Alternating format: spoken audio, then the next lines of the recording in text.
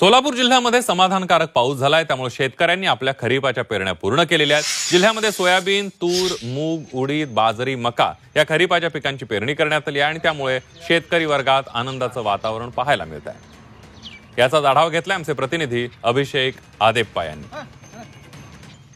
सोलापूर जिल्ह्यात पावसाने दमदार हजेरी लावल्यानंतर आता बळीराजा देखील सुखावलेला पाहायला मिळत आहे। सोलापूर जिल्ह्यातील जवळपास 100% खरीपाच्या ज्या पेरण्या आहेत पूर्ण झालेल्या आहेत। सर्व तालुक्यांमध्ये अतिशय चांगली अशी परिस्थिती आहे।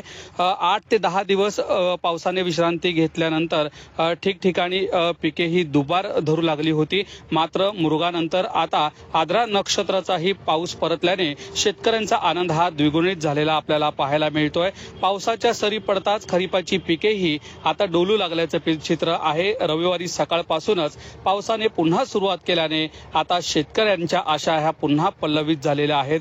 15 ते 20 वर्षानंतर जूनच्या प्रारंभी अशा पद्धतीने पावसाने चांगली हजेरी लावल्याचं देखील हवामान खात्याच्या वतीनं वर्तवण्यात आलेलं आहे। मात्र गेले काही काळाचा दुष्काळ जर आपण पाहिला तर जिल्ह्यात अशी अतिशय भीषण अशी पाणी टंचाई निर्माण झालेली होती। मात्र आता पावसानं जूनच्या सुरुवातीला चांगली हजेरी लावल्यानं बळीराजा सुखावलेला दिसून येतोय।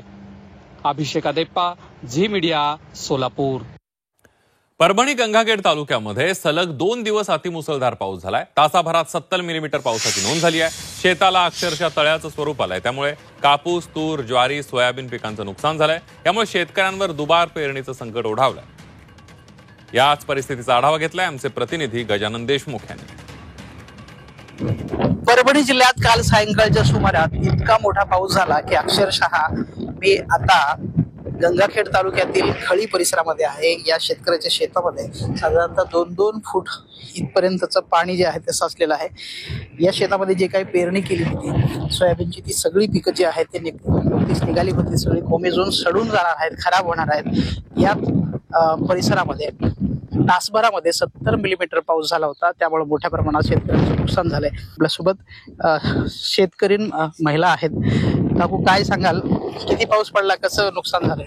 मुसळधार पाणी पडलं।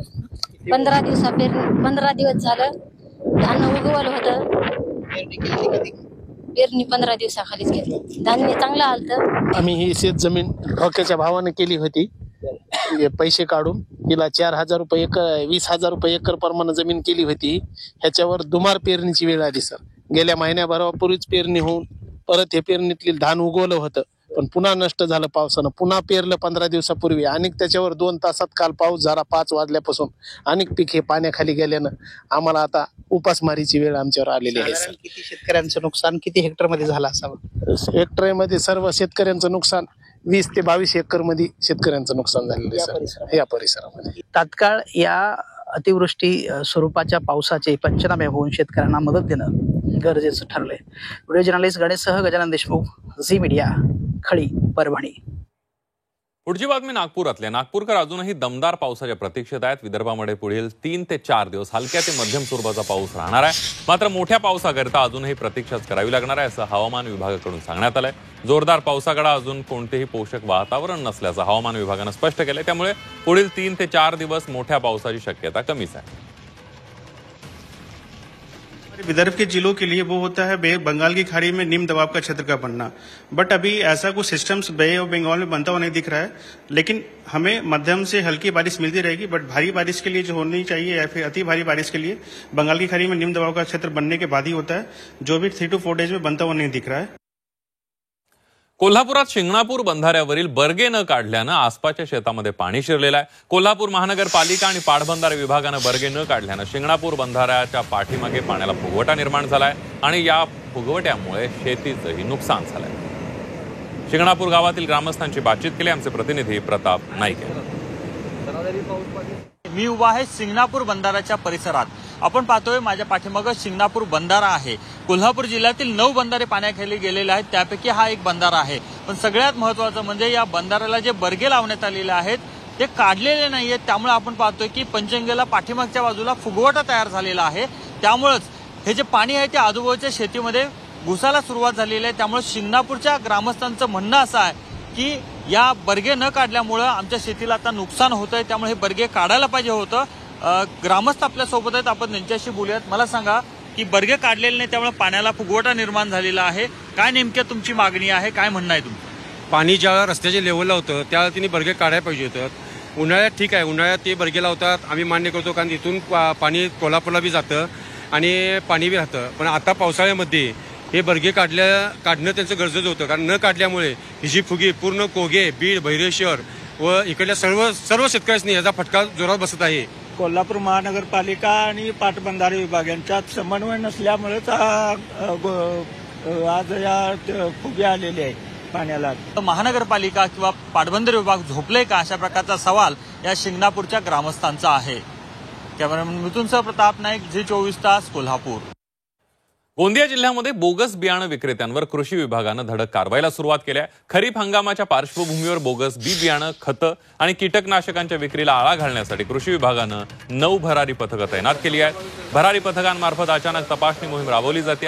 या पथकांनी तपासणीअंती नियमांचं उल्लंघन करणाऱ्या 14 कृषी केंद्रांचे परवाने निलंबित केलेत, तर 8 परवाने कायमचे रद्द करण्यात आलेले आहेत. ज्या कृषी सेवा केंद्रामध्ये अनियमितता झालेली आहे किंवा नियमाचे पालन करत नाही, उदाहरणार्थ स्टेटमेंट 1 स्टेटमेंट 2 न ठेवणे, प्रिन्सिपल सर्टिफिकेट न ठेवणे, ग्राहकाला आपण जे देयक देतो त्याच्यावर ग्राहकाची स्वाक्षरी न घेणे किंवा सोर्स सर्टिफिकेट नसणे, अशा पद्धतीने ज्या काही आपल्याला उणिवा भासून आलेल्या या दृष्टिकोनातून आपण त्यांच्यावर निलंबनाची कारवाई केलेली आहे. यानंतर बघूयात शेतशिवारातल्या इतरही बातम्या वेगवान. पुण्यामध्ये 21 दिवसानंतर मुसळधार पावसाची हजेरी पाहायला मिळाली. मंगळवारी सरासरी 12 मिलीमीटर पावसाची नोंद झाली. यामुळे पुणेकरांची पिण्याच्या पाण्याची चिंता काही प्रमाणामध्ये मिटली आहे. 5 जुलैपासून पाऊस वाढणार असल्याचा अंदाज हवामान खात्यानं वर्तवला आहे.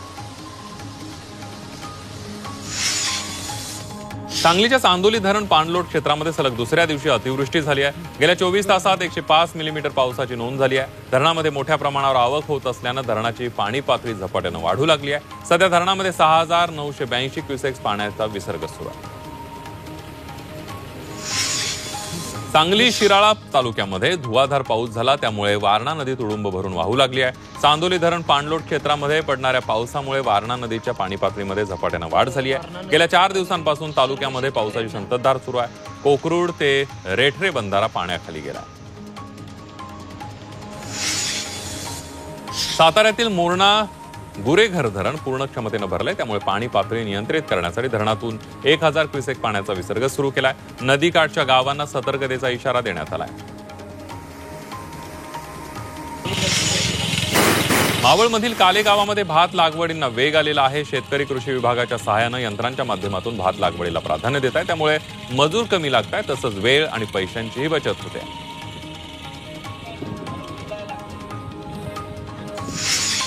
नवी मुंबईत एपीएमसी मार्केटमध्ये शेतकऱ्यांनी विक्रीसाठी आणलेला 300 टन बटाटा सडलाय. बटाट्याची मोठी आवक झाली आहे, मात्र पावसामुळे बटाटा खराब झालाय, तर काही किरकोळ व्यापारी हेच बटाटे विक्रीसाठी घेऊन जात आहेत. त्यामुळे नागरिकांच्या आरोग्याचा प्रश्न निर्माण झालाय. जळगाव मुक्ताईनगरमध्ये केळी उत्पादक शेतकऱ्यांनी प्रशासनाच्या विरोधात तहसील कार्यालयासमोर आंदोलन केलं. तहसील आवारामध्ये एका तरुण शेतकऱ्यानं आत्मदहनाचा प्रयत्न केला. पोलिसांच्या सतर्कतेनं अनर्थ टळलाय. मुक्ताईनगरसह परिसरातून जाणाऱ्या इंदोर हैदराबाद महामार्गाला शेतकऱ्यांनी विरोध दर्शवलाय.